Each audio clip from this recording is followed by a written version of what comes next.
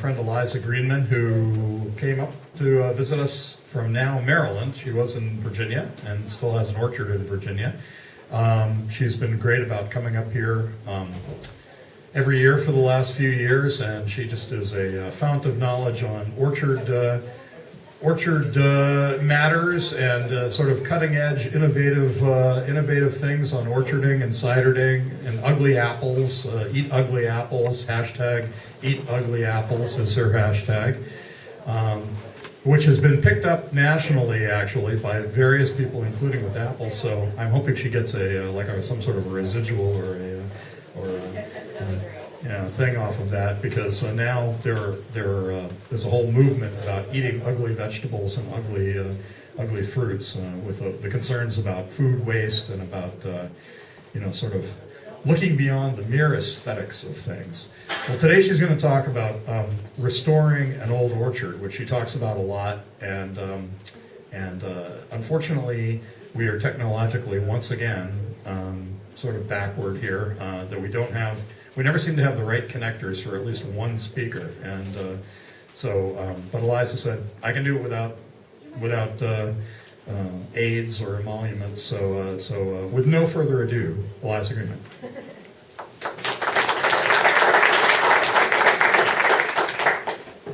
Are you going to make me talk in this thing? Okay.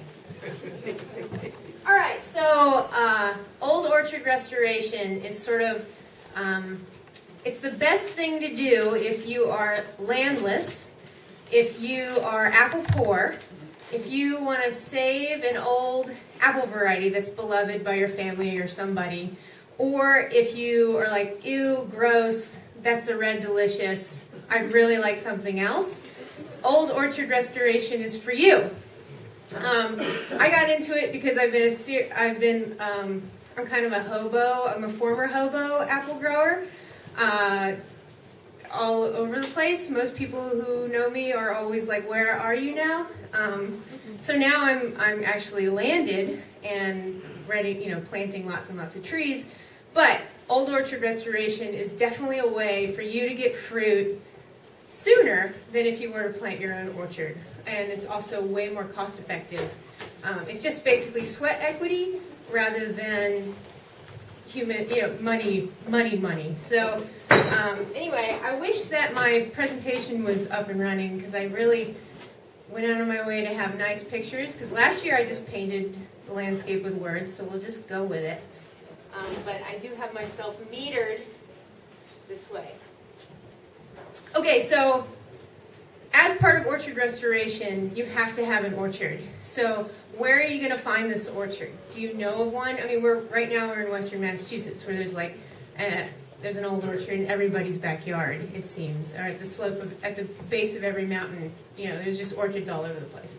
But if you are not from around here, or not from New England, like me in Virginia, finding old orchards involves a little bit more skill, which for like millennials like myself has involved sort of cyber stalking of using Google Maps, identifying orchard rows from Google Maps, and then getting into the tax maps of the county, figuring out who lives there or who owns it, writing a series of letters. If they don't answer, you just go and see what's there.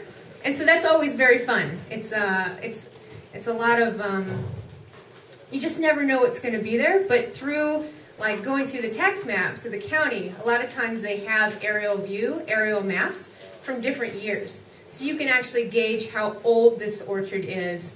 For example, which I would show you, is one of the orchards I'm restoring was in the maps in 1938, and then it was continually disappearing up until 2016. So what was like a 500 tree orchard is now like a 100 tree orchard of really big trees. But that way you can help to gauge what varieties could have been there, if you can figure out when it was planted, as much information as possible. Because if you actually want to restore it and not top work it, which is changing the varieties over, it really helps to have an idea. And apple identification is hard. So knowing where you are, what was popular at the time, You can gauge rootstocks that they might have been grafted onto, because that's also affiliated with a time scale. And you can guess with apple varieties. Let me see here. Going through that. Okay, so one of my current projects in Virginia is restoring it's probably a 3-acre abandoned orchard that's only 30 years old, grafted onto semi-dwarf rootstock, probably M7. And so but the thing is that, and you'll find this with a lot of abandoned orchards, is they were planted too closely. They became like this intertwined thicket. Pruning, I can kind of see how it became abandoned, because pruning itself, that task of pruning, becomes so overwhelming when everything's so close and everything's touching and it's like, oh my God. So they just left. I don't know, I think they actually moved away. And the new owner just and this is what you'll encounter. If you are landless and looking for an orchard, you will encounter that an overgrown abandoned orchard is so easy to get. It's so easy to write up a quick lease, 15 years, whatever, and because they don't know what to do. They're seeing that it's not producing any fruit. The value to the landowner is very low. But the value to somebody who's totally apple-starved is very high. And so this is really a great skill to do. So, imagine, because you can't see this picture, imagine an apple orchard planted, 30 years old, planted on M7, which is usually, M7, which is usually around like a 15-foot apple tree. And imagine them on 10-foot spacings across the entire, or 10 by 10 blocks of trees, which is crazy. It's like you need to cut out, when I first saw it, I was like, I have to cut out every other row. But unfortunately, the way the varieties are working, they're varietals by row. So in order to have any semblance of space, I'm seeing that I'd have to take out a complete row of a variety. And luckily, though, they're all Red Delicious, so it doesn't really matter at all because they're awful. And it's not even a good variety of Red Delicious. Like, there are lots out there, but this is like a manifestation of of an evil human. Is walking up to this orchard and tasting like this apple that is growing beautifully and actually for being abandoned looks awesome.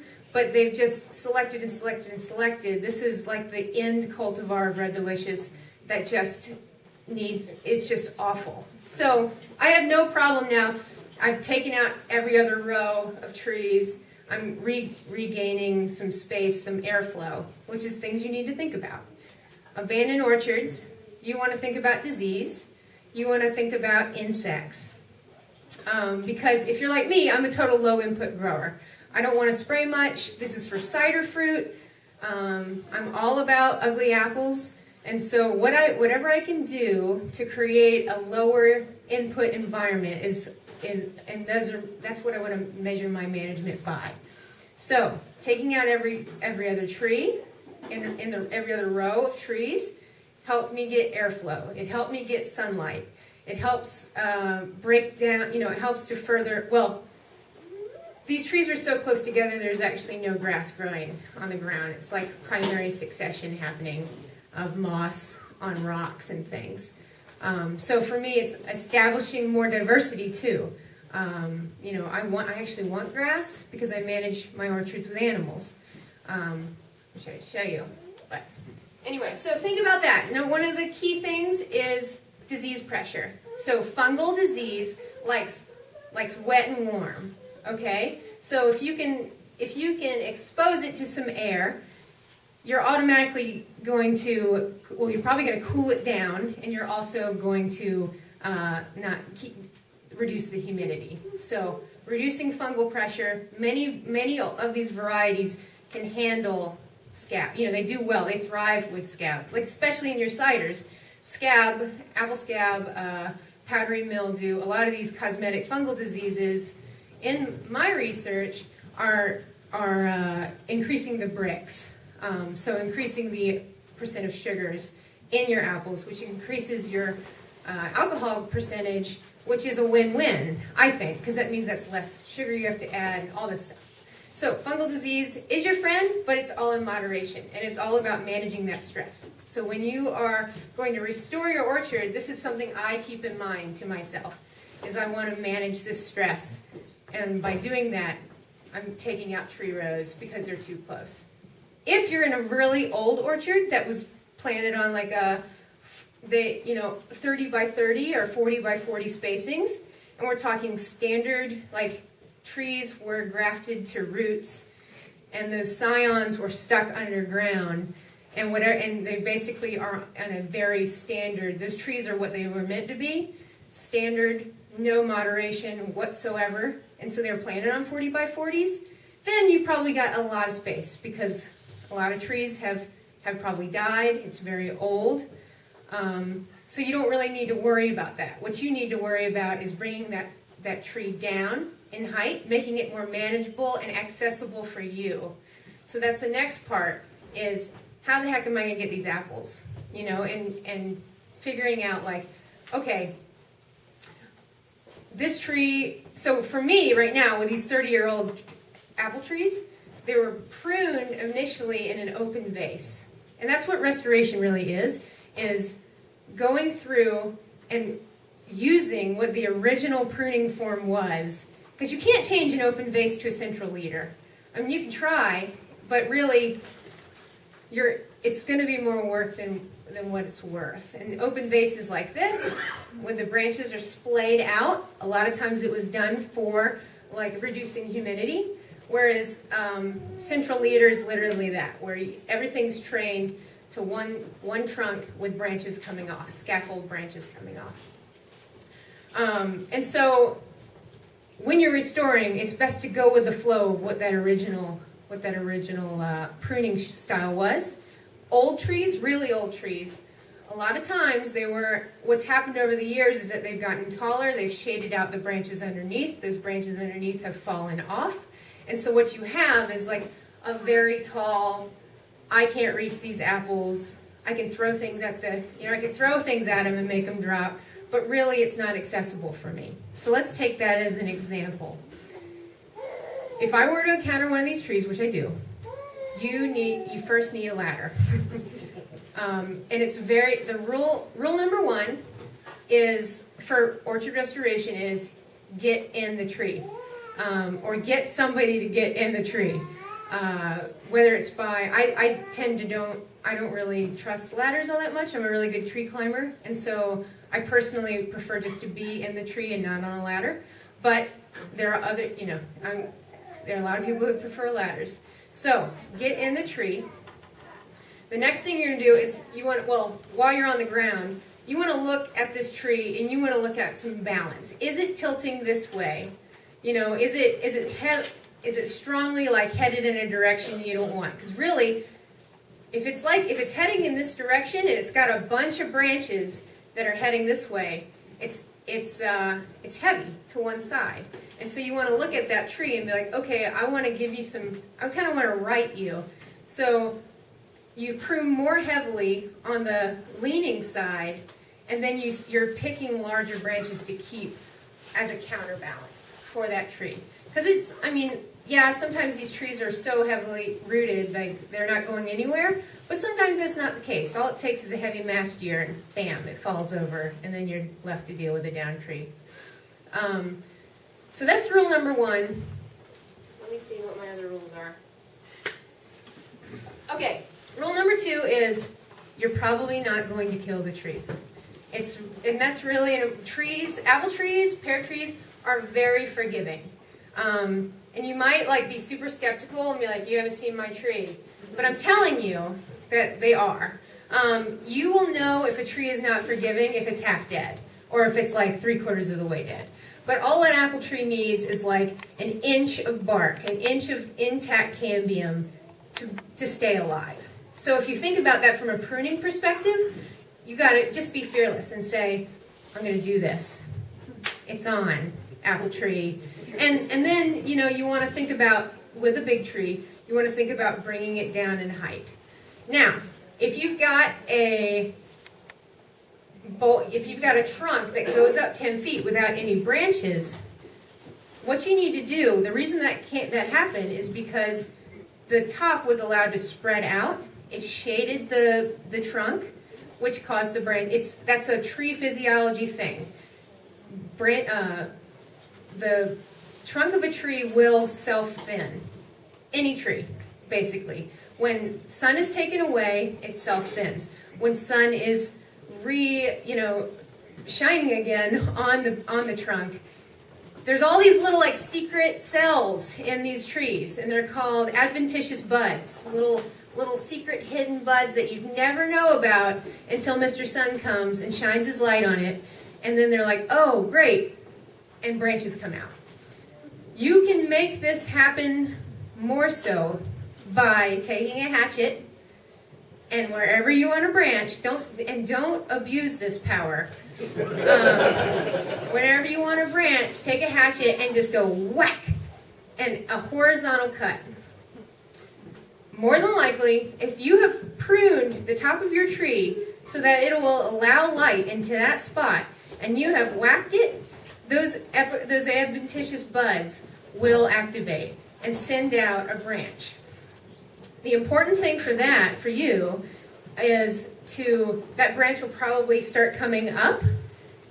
As it gets some girth on it, that branch, you want to start gently bending it down. You want that to be your next scaffold. That your scaffold, I'm meaning like this.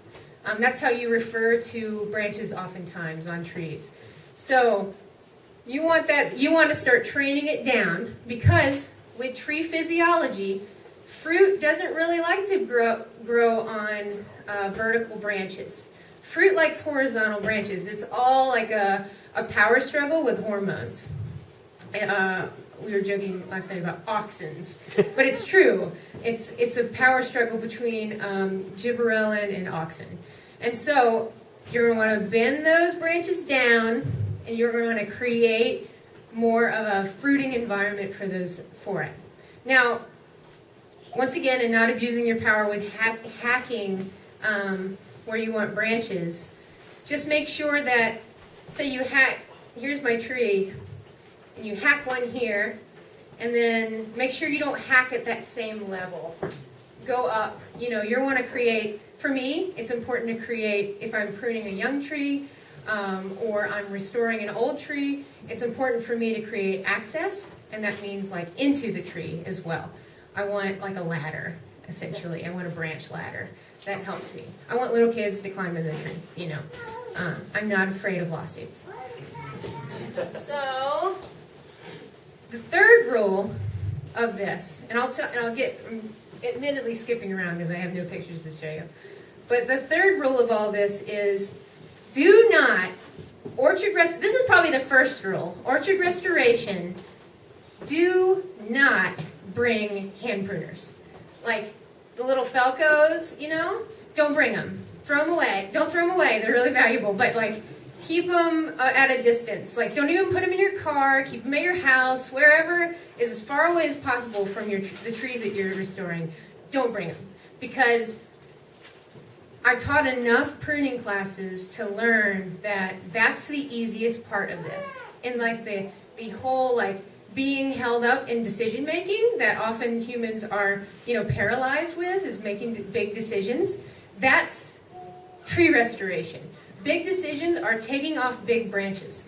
With these little pruners, it's just like your little mechanism to just not do a good job at all, to waste your time. You're getting to bonsai, of a tiny branch, and then 3 hours later you're like, oh, that looks really good. It's got good airflow, but then you realize that you've got you've got major problems otherwise, and so throw them away.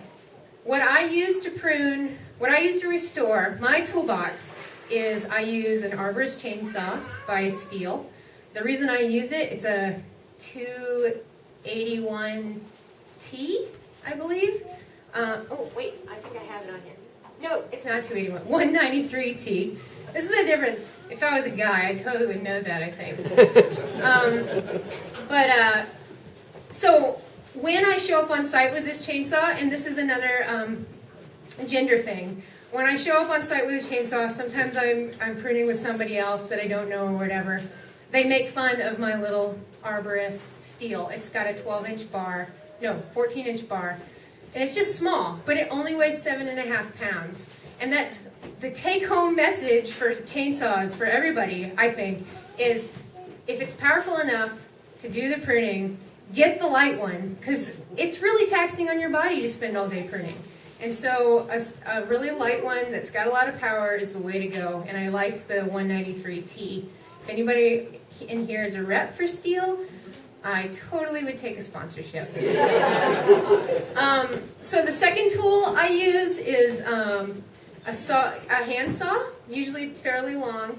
I use Silky, which is I used to use like the Corona or the Fisker from Home Depot.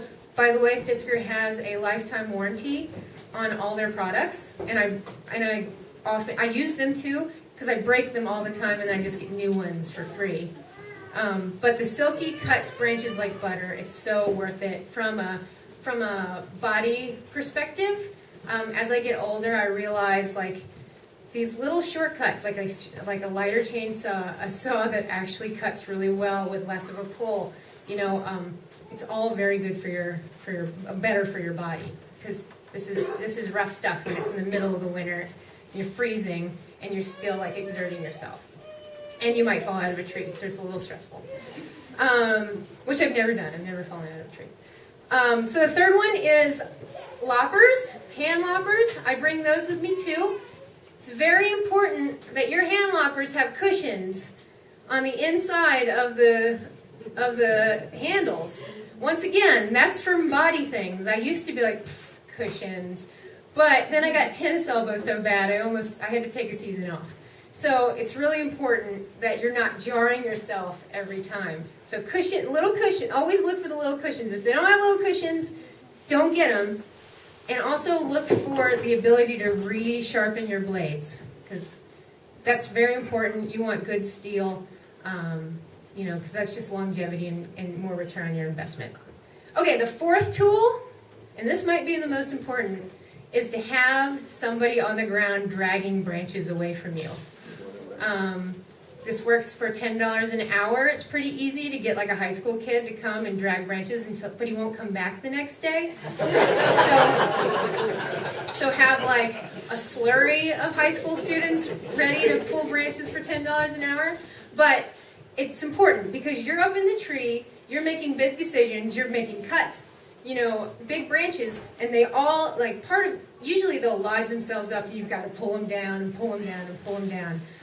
But you'll soon find out that you can get trapped in a tree by all those branches you pulled down, because there's nothing safe for you to hold on to except for the trunk. And so having somebody pull those away, giving you a clearer line of sight to the ground is important. You can also knock over your ladder and then you're stuck. And it's just important to have somebody there as well that can give you your ladder back. So that's another pro of a limb dragger. That's when they negotiate for $15. Right. Exactly. Which then I'd probably fire them. All right. So, yeah, this is a beautiful picture of so my young orchard the 30-year-old, which is a young orchard for me, that I did, what I said was it was all an open vase. And because it was abandoned, there's probably 3 main tops that came off of every lateral branch. And so what I have per tree on 10-foot spacings are like 5 tree tops. And so this is the part where I tell you about making pruning cuts, and it would be important to, if any of you know what a branch collar is, if you look at where, say, a vertical branch is coming out of a lateral branch, and you got to look real close, at the base there you'll see a bunch of squigglies, a bunch of wrinkles. That right there is called the branch collar, and that's where there's most cell division happening for that union. So what that means, most cell division means if you cut into it, you're hurting its chance of healing. because the cell division is like, oh no, like you just took our warriors, like they're all injured, so we're going to heal more slowly. But if you cut just above those wrinkles, and you'll see, then it can heal over a lot faster. Because the way an apple tree heals is from the outside in. And having that really powerful cell division happening makes it speed up a lot faster. So I would say, right about now, that as a general rule, that's the way to go. However, in this situation where I'm pruning, I'm restoring a 30-year-old orchard, it's very important, that has 5 tops per tree. For me, and it's Red Delicious, so I have no intention of actually restoring the original variety. What I'm going to do is I'm going to prune, as I'm going to top work it over into something new and something valuable for me, which will fruit in about 2 years from then. I'm taking all these branches, and here's the lateral, and here's the vertical. I'm just cutting them off right there. There's like an ugly stub right there in the dormant season. And it's a little scary, too, when you're dealing with cutting down treetops. But, you know, taking them out, pulling them down, cutting, pulling them down, cutting, pulling them down, cutting. And then meanwhile, your dragger has quit because he's tired.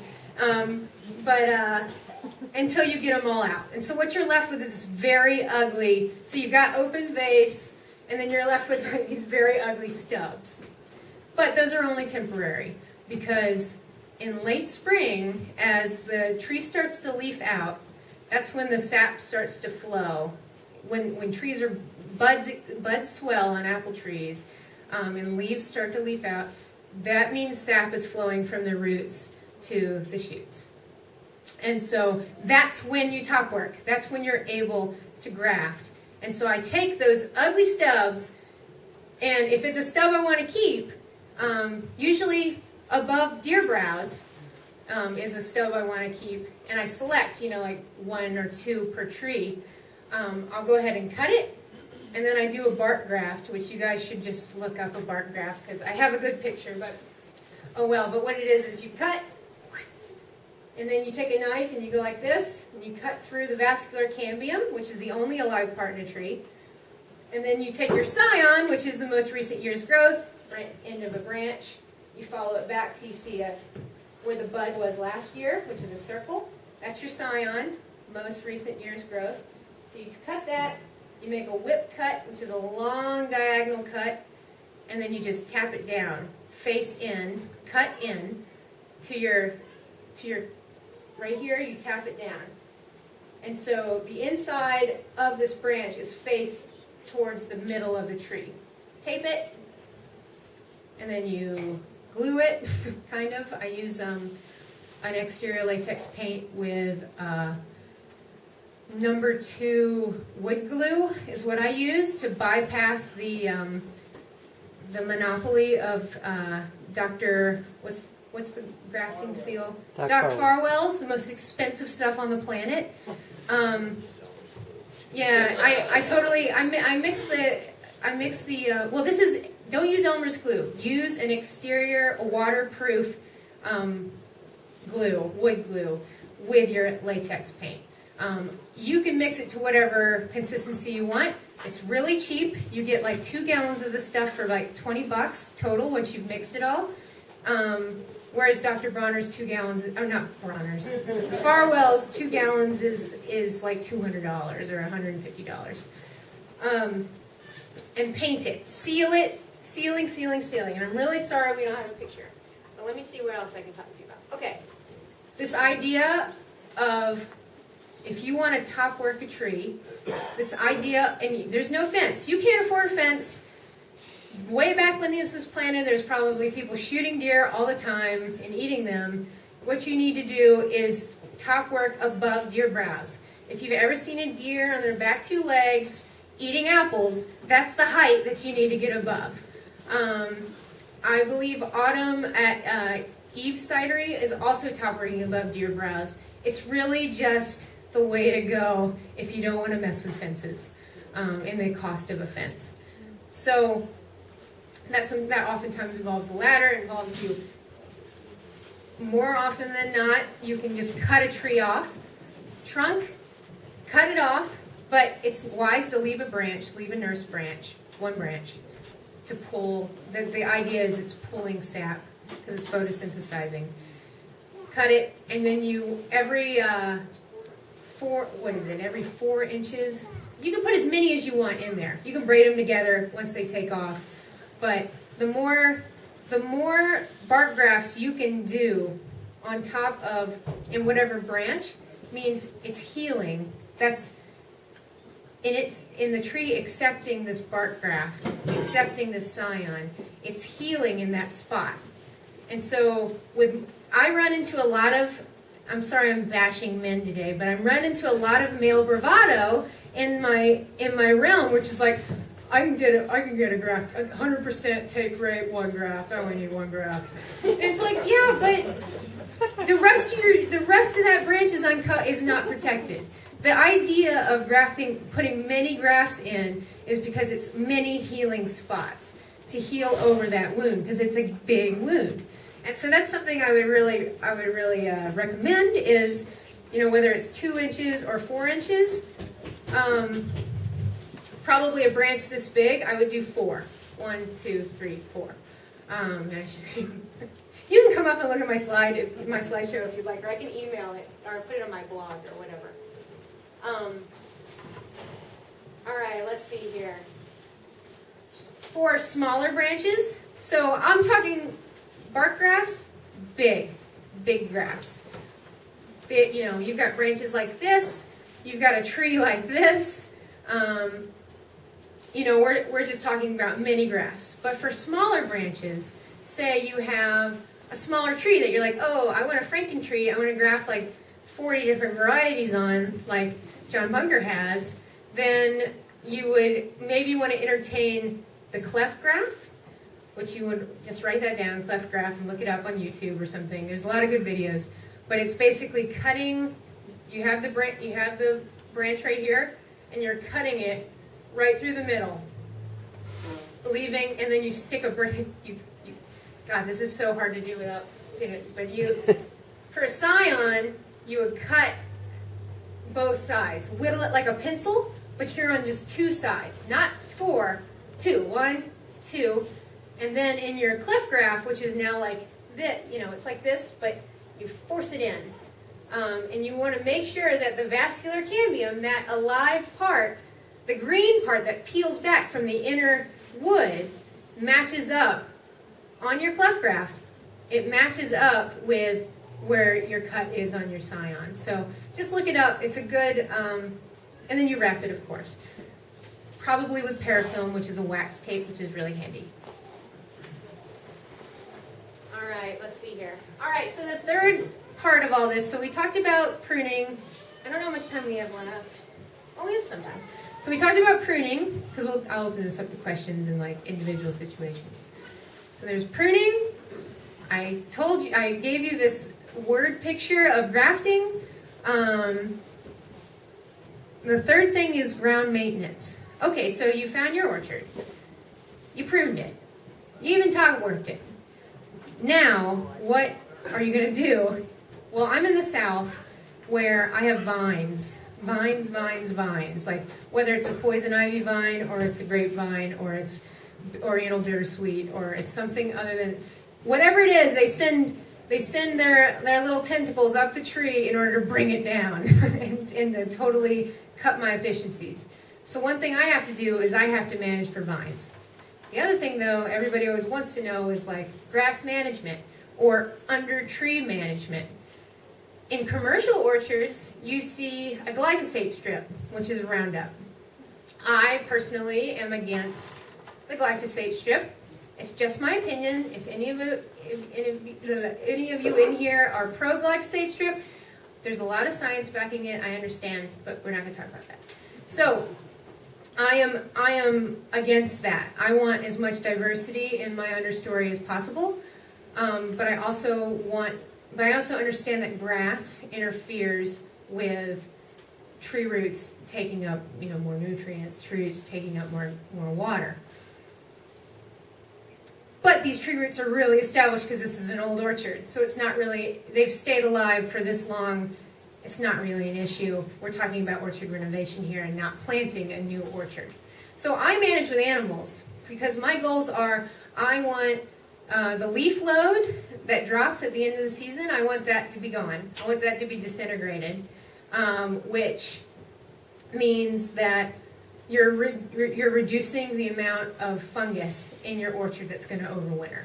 So you have a tree, it leafed out, it has all these fantastic apple scab specks, and you're like, oh no, I've got apple scab, I don't want to have to spray fungicides. Well, you can really reduce your fungal load in your orchard by understory maintenance, which is getting rid of those leaves. Now, whether that's flail mowing, that's spraying a compost tea on them, and you got to keep flipping them, or for me, it's animals. So one of the things that I've started to do is, and this is not legal in the federal sense of things, it won't be. I have a feeling it won't be legal in the federal sense of things once they determine raw manure laws. But I have pre-harvest. You know, once I've top worked on my trees, they're ready to go. Pre-harvest, I have pigs. I send my pigs and ducks through. I time it with codling moth coming up the tree. And I can show you a picture of what my pigs do. My pigs have some mites naturally. I think all animals have. I think we have mites. And so they have itchy backs. And so they go up to the trees that are, larger, and do this with a larger tree. I would say 7 inches in diameter or larger if you want pigs. And they rub, and they're scratching their backs on that apple tree. And what that does is it's wearing down the bark, which is wearing down the hidey holes for the codling moth that's trying to come up. So I'm timing this with degree days and being super nerdy. This is like, get Michael Phillips' book and learn about degree days and then figure out, start tracking it if you want to get serious about organic management from a low input perspective of letting animals do the work for you. I have wren boxes. Wrens are constantly picking off codling moth off these trees that are trying to make it up. The pigs are eating all the grass. They even root sometimes when it's wet, which is actually okay for me because I will reestablish a understory grass.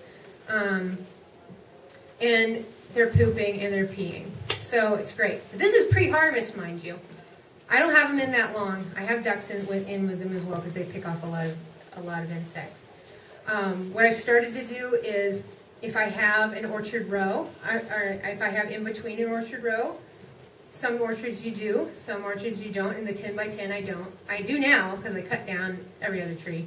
But mowing that and throwing it into underneath the trees pre-harvest helps as well, because then the apples that I shake fall, because I'm growing for cider, they fall on like a bed that doesn't, it's a nice like pillow top of grass. It's covering up my pig poo.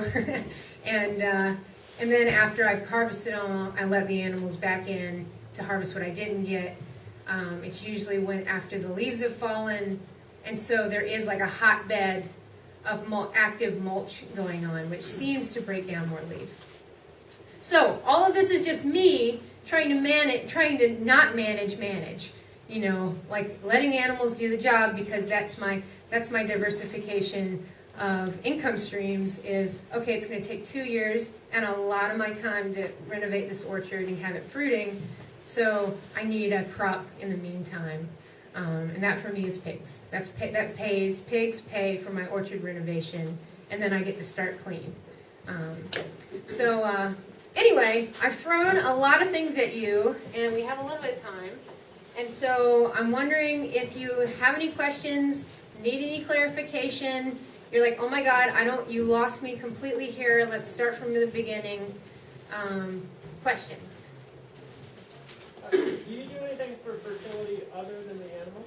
Yeah, so that was the last part of this presentation, which, thank you, is I do soil tests, and I will do leaf analysis. I'm in a battle currently with my extension. I'm always in a battle with my extension service. I don't know. Are any of you in here in the extension service? Okay. So, because I'm also in the South, and I'm in an apple growing country area, and so it's like I'm in an extreme minority. But I can't get a straight answer from anyone about the recommendations of soil, what the recommendations for apple trees are based on. And I need to know that. Is it a red delicious on a semi-dwarf fruit stock? You know, because as you start to grow, you know, my training is in heirlooms. And as you're growing, and I've managed a few, or probably I've managed 250 varieties of apples. And as you start to open yourself up to that world, you see that there are a lot of different growing demands going on, and nothing. Most of them aren't the same. And so, like Newtown pippin, which we call Albemarle pippin, is a serious calcium hog. And so, a lot of your diseases that won't show up on the nutritional needs won't show up on a soil test because it's not as much of a calcium hog as, say, Fuji. And so these are things, I do soil test for basic, just to get an idea. I will add, I've added calcium before, which I am not convinced it takes so long for a tree to uptake calcium. But I've added it. I've done some phosphorus before. I've done a whole bunch of things, actually, based on a soil test. I can't say it benefited the trees or not. Because there's so much that I need to learn about how water plays with the uptake and, my area and my parent material soils and everything. Leaf analysis, on the other hand, are telling me what's it's deficient in, the actual leaves, which is an interesting thing. I would more so recommend a leaf analysis, which happens in the summer, than a soil test for your specific, if you've got like specific rare, off the beaten path apples, that's what I would recommend. Because you're getting a better idea of what's going on. But if you're doing it for cider, like if it's low in nitrogen, then you're like, oh, well, maybe that's a good thing for my cider apples, So it's all, this is like, to me, this is a new frontier. How to grow cider. Growing cider apples is not growing dessert fruit. And that's where I'm clashing with the extension service constantly. Because they're judging, and I'm like, well, you show me the right way to do it then. Let me taste your cider. So nutrient management is still a very evolving topic, and I think this is where citizen science can really take hold. I know there are a lot of people in this room who have been measuring juice, bricks, pH, tannic acids, all this stuff, and measuring based on soils, based on location. That's super important. That's like terroir, but it's also starting to get a handle on, okay, well, that was an awesome year for that apple, and what were the numbers? Okay, so how does this translate into my nutritional program? It's something to think about in the future. So I have a bunch of old trees that are leaning over, are really hard because they grew near walls that are now have trees behind them.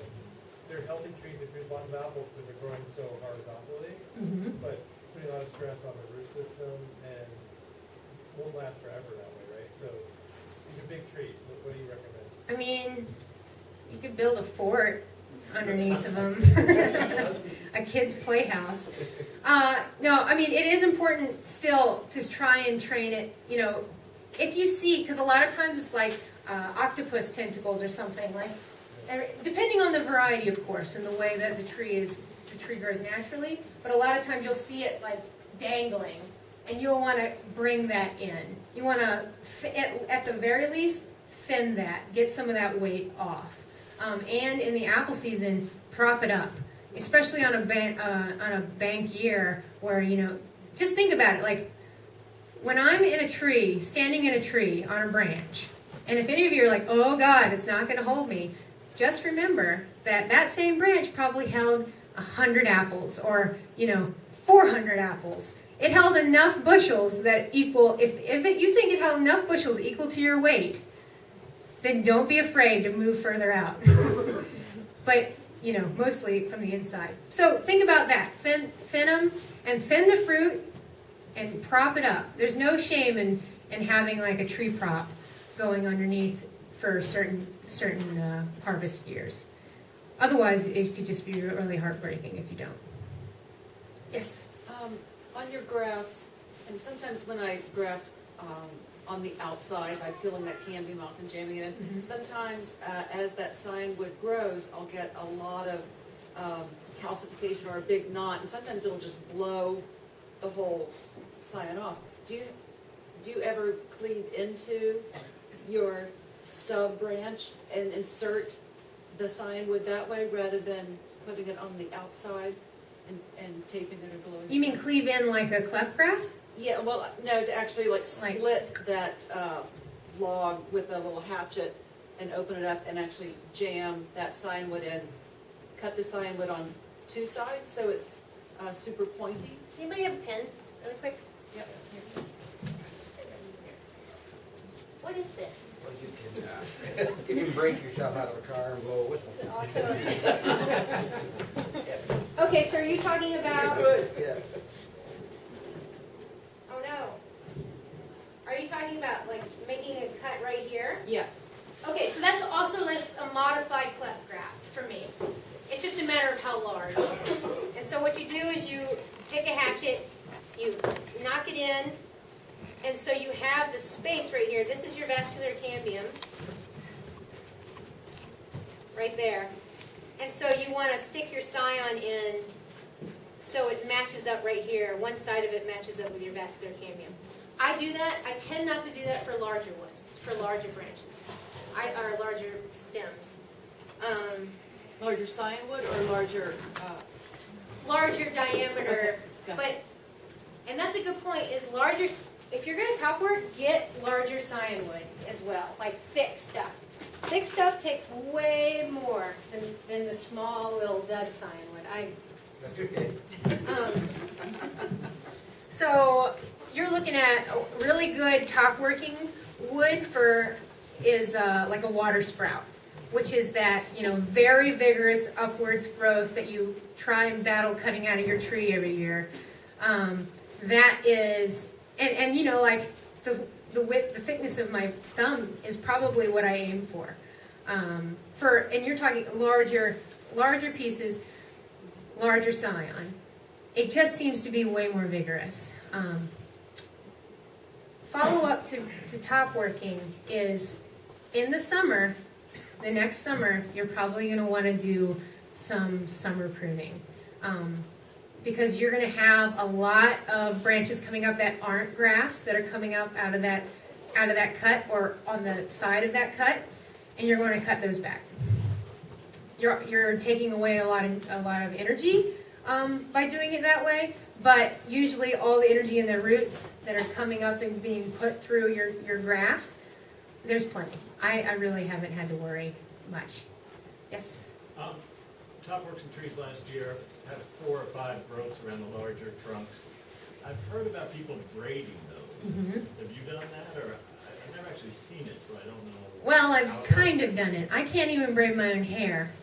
So it's one of those things where it's like, but it ends up with me tying it together, because I do want, it would be awesome if they would just all fuse together. And I have seen it. Has anybody else seen braiding of topworked trees? Why do you braid? Because you have another reason, which could be an anti-reason too, is you've got a lot of scion that's in that cut, and you want to give them, instead of having one branch determine the next branch, or one scion determine the next branch, you want to give it some strength by braiding it. And also there's a fun way of braiding and then having them all splay out into like an umbrella type shape. I believe Autumn does this as well. The thing to look out for is underneath your braid, that's a hive of God knows what can hide out in there. And so it could end up being a rot point or not. Just make sure it's well coated. But yeah, right now, I mean, I do a little, I've got like a super mental block against anything weaving. That's just the way my brain is, but I have tied them together, you know, done my best and then tied them together. And then you coat up under, when you say coating, like where you? Just make sure that before you start braiding, you've laid a sloppy layer of like wound coat, or on top, you know, the Doc Farwell's or the latex mixed with wood glue, exterior wood glue. That just make sure that's there, because otherwise it could create eventually a rot that would rot it from the inside down. Yes. So I've tried a little bit of top working on the trees that I had. You had? Well, I bought an orchard that Oh, had okay. three varieties. That was gonna be a sad story. I haven't seen anything that talks about matching heirloom apple to an existing tree. And I've had some that have taken just fine and some that are like keep kicking the grafts off. Like the graft had gotten to be 4 feet tall and then the tree just kicked it off, right? Do you know of any resources that talk about, well, if you've got a Macintosh, never ever try to graft this onto it? This does not exist. Okay. That I know of. The intricacies of heirlooms and what they can or cannot be grafted onto is very mysterious. What I will say is, so I've had the same it's just straight up incompatibility. And you run, like I do some persimmon grafting as well, and you run into that way more often, where it's just, you know, because I have seedling rootstock that I grow and then I graft, and it's like 1 in 3 kicks out. So for me, it's just like, okay, that's just the way it is. I'll try something else. Cool. But keep notes. You know, if you know the rootstock, if you know, because a lot of seedling crab rootstock won't take. Yeah. Well, not a lot, but a percentage of it won't take for some of my varieties that I've done. Because I've moved I have a nursery and I've moved to a lot of seedling rootstock. Because, as an aside, I'm interested in the 5 minutes. I'm interested in the conference of astringency from a rootstock into the scion, because you read about this a lot in like the 1800s when they were first starting to figure out this rootstock thing. It's like, oh yeah, it was really a great apple, tasted just like a Buckingham for the first 3 years, and then it became so astringent, nobody had to have anything to do with it. And for me, it's like, yes, that's exactly what I want. Let's turn that, you know, that random Fuji into a, you know, an astringent, like, awesome cider apple, if possible. So, anyway, but I don't mess with Fuji. Yes. Way back to your pruning, talking about how you're unlikely to kill the tree. Mm-hmm.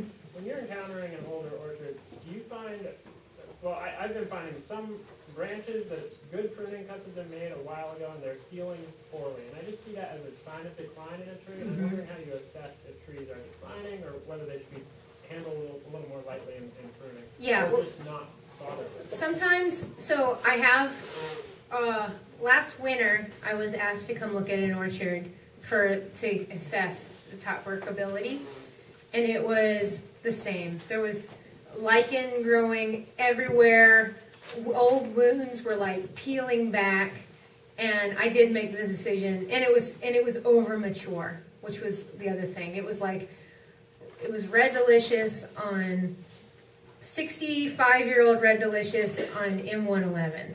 And so you just got to think about it and be like, okay, how long is this thing going to live anyway? If it's a seedling or a standard rootstock, you know, we're talking big tree, and you're looking and you're seeing, I always look and see the most recent year's growth. Take a look at that scion, and if it's this big, you're good.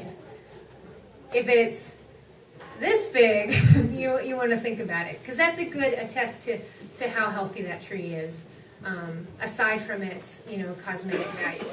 And don't paint wounds. I just told you like to paint your grafting, but that's because you're like creating a new branches. But if you cut off a limb, don't paint it. That's like an archaic tactic that, feed stores try to sell you asphalt for. Like, don't do it. Don't fall into that trap.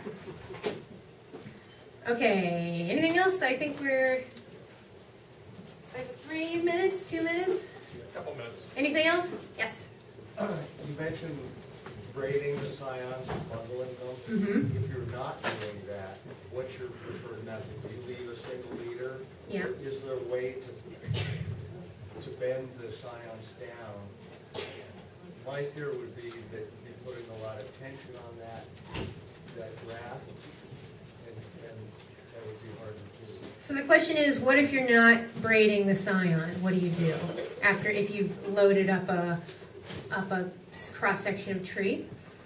And the answer for me is I let them get to a certain size where I just see notable healing happening, and then for me it becomes maintenance. I leave one, I cut the rest, and then it's just a game of I got to return to that because they're going to keep growing and keep growing. But that's more healing for me. So yeah, I usually train to one. And then how do you train that one? So you'll start to see the strength of it, and you can like mess with it a little, thump it, like see. But a lot of times, like I'll do like a light, I'll spread it if it's near something I can be spread. Or I'm not afraid of just tying something down a little bit and just slowly bending. Just don't, brass moves are just not a good thing usually. So just take it easy. Top working a large tree, the first branch is way up there. Mhm. Top work the whole thing. Do you just do it way up where you can just a nurse limb totally essential? Nurse limbs are not totally essential, no.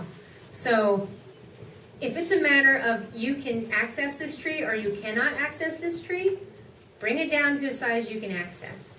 And if it's a valuable tree and you're like, oh my God, I don't want it to die, take scions of it and then graft it to a healthy tree, But for me, it's not worth it for me to try, if a tree is like this big around and it's 30 feet up in the air, and the apples go splat every time they fall on the ground and I can't use them, then it's really worth it to think about bringing it down.